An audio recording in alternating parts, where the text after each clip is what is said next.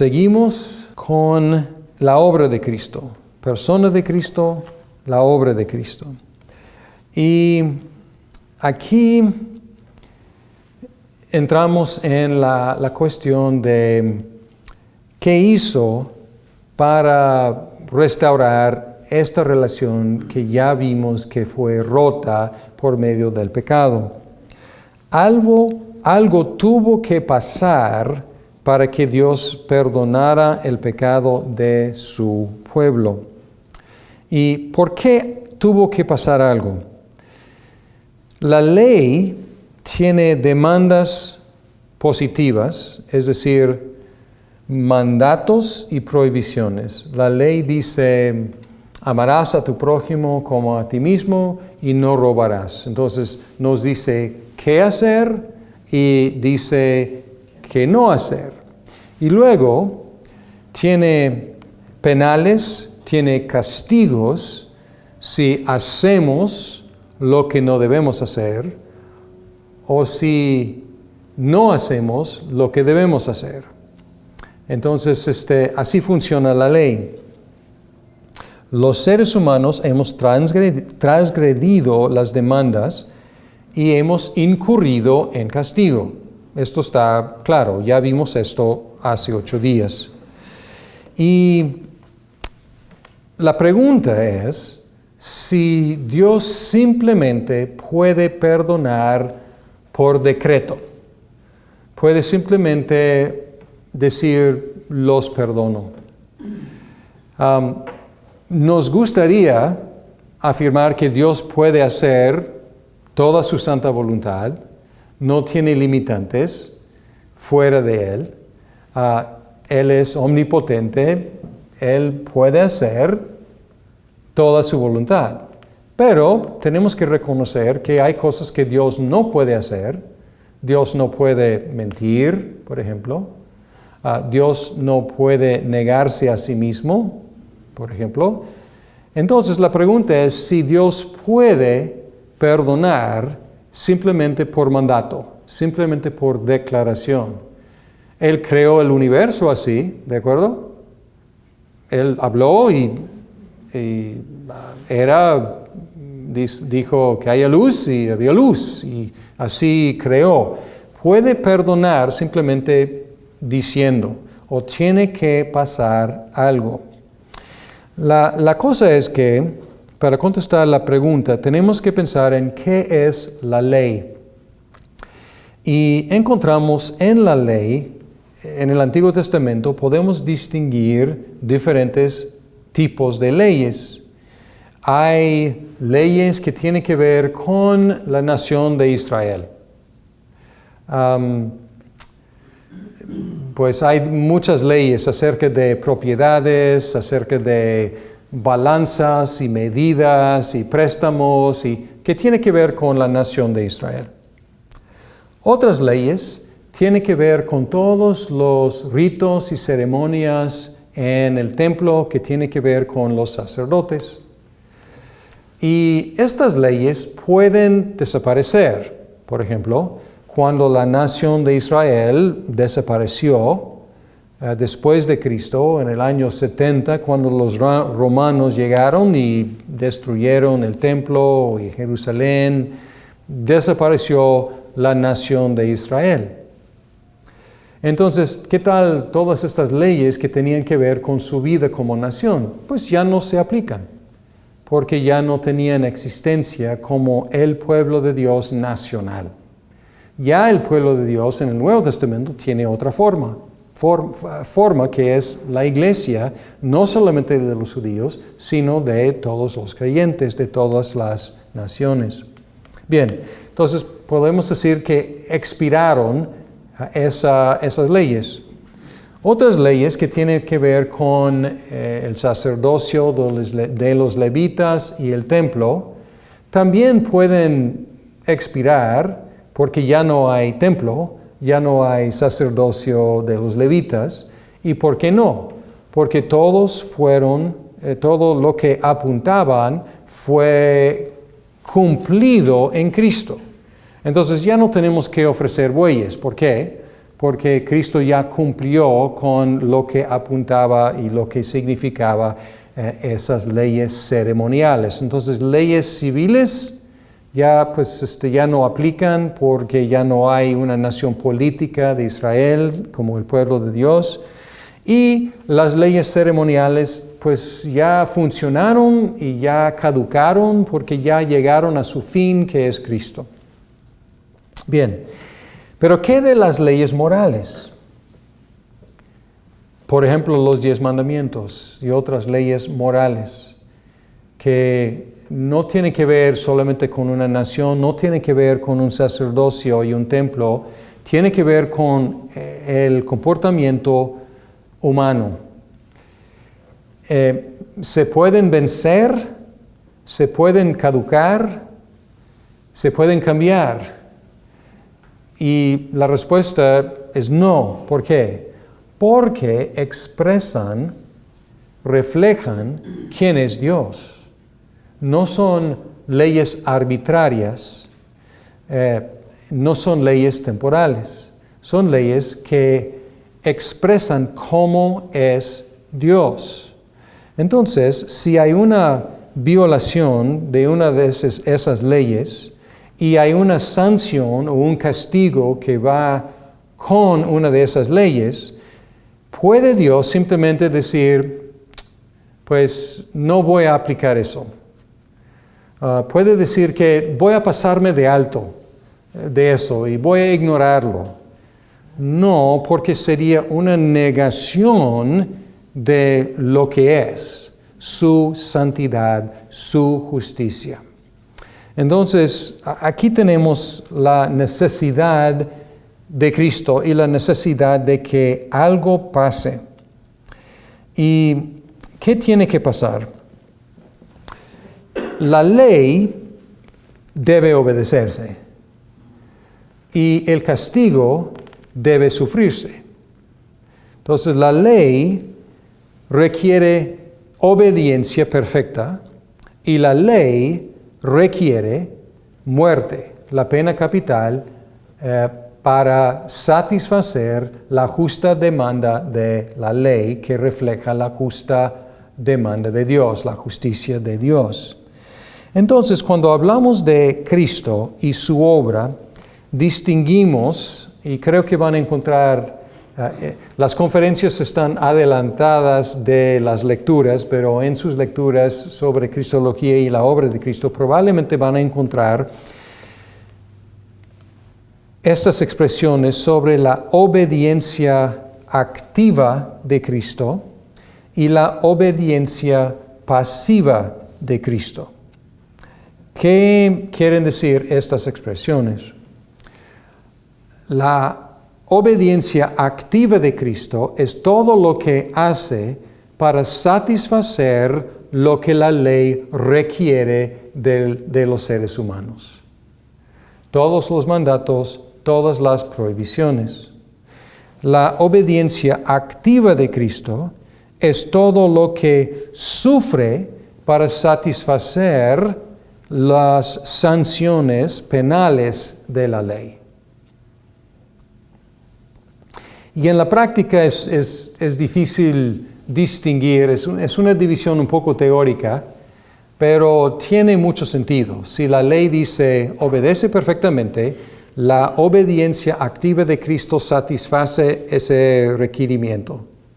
Si la ley dice la desobediencia requiere la muerte como castigo, la muerte de Cristo satisface en una forma pasiva porque le pasa la muerte. Entonces, por eso se llama obediencia pasiva, es sufrir lo que la ley castiga. Y podemos decir, la obediencia activa de Cristo satisface las demandas positivas, la obediencia pasiva satisface las sanciones negativas de la ley. Y la idea de la expiación se enfoca en la satisfacción de las sanciones penales de la ley. Si queremos hablar de la obediencia activa de Cristo, podemos incluir muchas cosas. Podemos incluir toda su vida. Porque ¿qué hizo en toda su vida? Obedeció todos los mandatos de Dios. Y él lo hizo tan bien que pudo retar a la gente y decir, ¿quién me culpa de pecado? A ver. Y cuando estaban tratando de acusarlo, tuvieron una gran dificultad y tuvieron que inventar cosas. Porque él vivió una vida de obediencia activa a la ley de Dios. Entonces podemos decir que ese requisito de la ley, él satisfizo. Pero vamos a enfocarnos en la expiación. Es decir, vamos a enfocarnos en la muerte. Vamos a enfocarnos aquí en lo que sufrió para satisfacer las demandas negativas, las sanciones penales de la ley.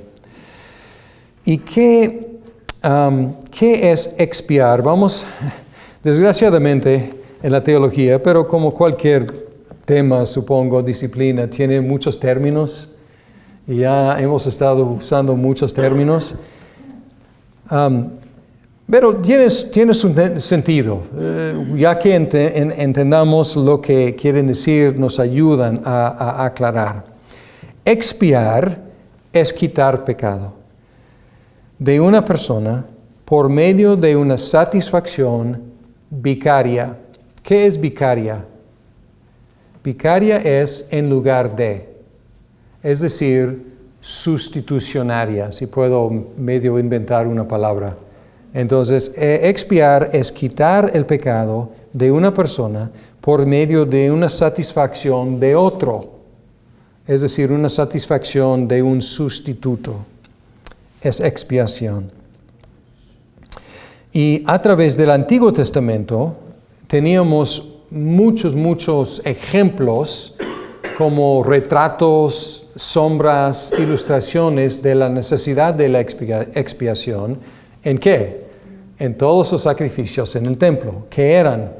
Era la idea de la muerte de otro en lugar de, daba a mí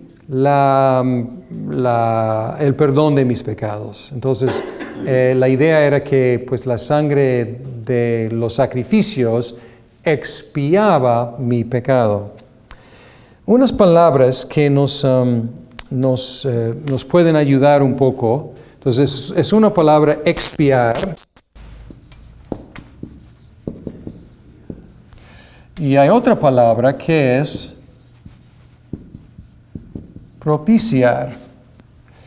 Y encontramos un verbo en el Antiguo Testamento que es kiper. Y esta palabra en hebreo significa cubrir o propiciar o pacificar. Y luego tiene una forma, es verbo, esta forma, pero también tiene una forma como sustantivo que significa la tapa del arca del pacto. Y en nuestras Biblias, creo que esta es la Biblia de las Américas. Déjeme ver en Levítico 16, cuando habla de la tapa del arca del pacto, se llama el propiciatorio, y es igual en la Reina Valera, propiciatorio. Y aquí en Levítico 16 es el día de expiación, pero mejor dicho es el día de la propiciación, porque es el Yom Kippur. Entonces la palabra está relacionada con este verbo kiper. Entonces, pero vamos a hablar de lo que significa propiciar. Expiar es quitar el pecado de una persona por medio de una satisfacción vicaria. Y, a ver, voy a tomar unos pasos aquí, porque tenemos el Antiguo Testamento en hebreo. Y luego había una traducción del Antiguo Testamento en hebreo al griego. Y es muy importante para la teología y para la hermenéutica, Septuaginta. Septuaginta. Y se abrevia por LXX el número 70. Porque hay una leyenda de que fue traducida por 70, entonces Septuaginta. Entonces, este es el Antiguo Testamento ya traducido al griego. Y luego tenemos el Nuevo Testamento, que fue escrito en ¿qué idioma? Arameo, ¿no? Pues En griego. en griego el Nuevo Testamento, o sea, en los Evangelios hay arameo detrás de, porque lo que hablaban era arameo. Pero la cosa con arameo, si quieres publicar un libro en todo el Imperio Romano, si usas arameo, tienes una audiencia muy limitada. Entonces, sí hay arameo detrás de, en la conversación en los Evangelios sobre todo, pero el Nuevo Testamento fue escrito en griego. Ahora, ¿por qué es importante esto? Y luego vamos a regresar a la cuestión de propiciación y expiación. El Antiguo Testamento en hebreo traducido al griego. Y vamos a decir que tú eres un autor inspirado escribiendo un libro en el Nuevo Testamento. Y tú quieres citar un texto del Antiguo Testamento. Tienes dos opciones. Si tú, como es cierto de los autores del Nuevo Testamento, si tú conoces hebreo, tú puedes ir al texto hebreo y tú puedes traducir en griego. O, si quieres ahorrar tiempo, ¿qué puedes hacer? Puedes simplemente citar de la Septuaginta, porque ya está traducido en griego. Entonces quitas un paso. Puedes traducir directamente o simplemente puedes usar la traducción. Lo mismo que hacemos cada domingo, cada vez que damos una clase. Vamos a decir que quiero leer un texto del Nuevo Testamento. Tengo dos opciones. Puedo consultar el griego y hacer mi propia traducción en el momento, o puedo simplemente abrir cualquier buena versión de la Biblia y leer. Entonces, muchas veces en el Nuevo Testamento, ellos citaron la Septuaginta. Lógico, lo mismo que hacemos. Bien, ¿qué tiene que ver esto con el tema de hoy? En la Septuaginta y en el Nuevo Testamento hay algunas palabras que traducen las palabras relacionadas con kiper, con cubrir, con propiciar. Y vamos a ver esta palabra que cómo aparece en el Nuevo Testamento. Y después de esta desviación aquí, ¿cuál es nuestra meta aquí? Nuestra meta es entender qué es la propiciación. ¿Qué quiere decir propiciación? Entonces, primero vamos a Lucas 18:13. Lucas 18:13. ¿Se acuerdan de los dos hombres que subieron al templo para orar? Uno era recaudador de impuestos y otro era fariseo. El fariseo quedó ahí jactándose de lo bueno que era. Y luego el recaudador de impuestos dice, de pie y a cierta distancia, 18:13, el recaudador de impuestos, de pie y a cierta distancia, no quería ni siquiera alzar los ojos al cielo, sino que se golpeaba el pecho diciendo, Dios, ten piedad de mí, pecador. Ahora, esta petición, ten piedad de mí, es sé propicio a mí. Sé propicio a mí. Luego, podemos ver que en Hebreos 2:17,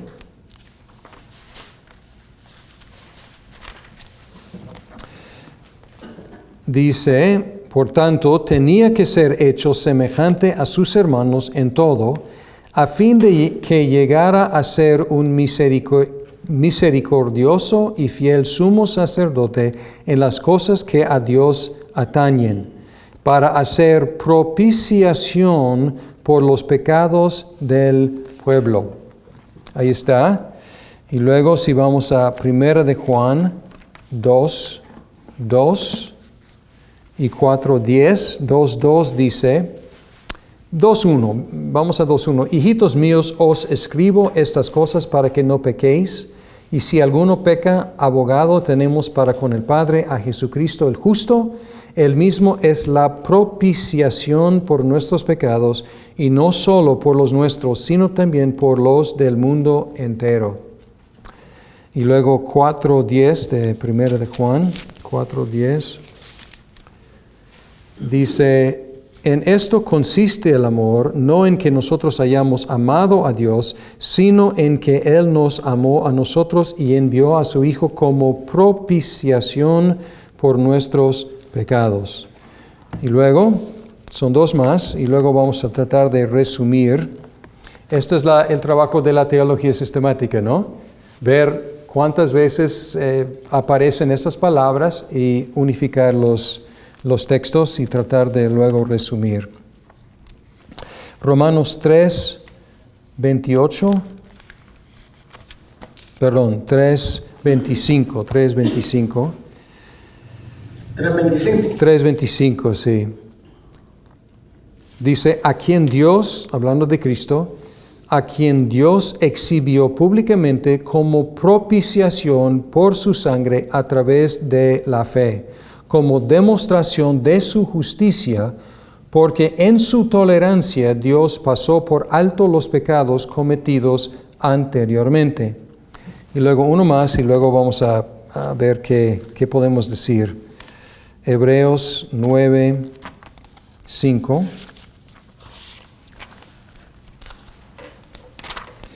Hebreos 9:5.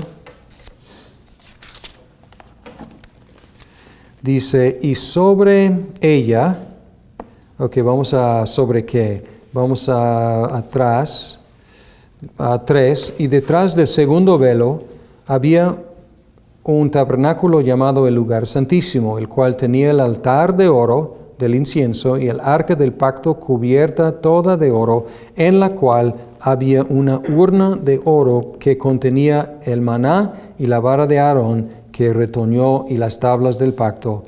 Y sobre ella estaban los querubines de gloria que daban sombra al propiciatorio, pero de estas cosas no se puede hablar ahora en detalle.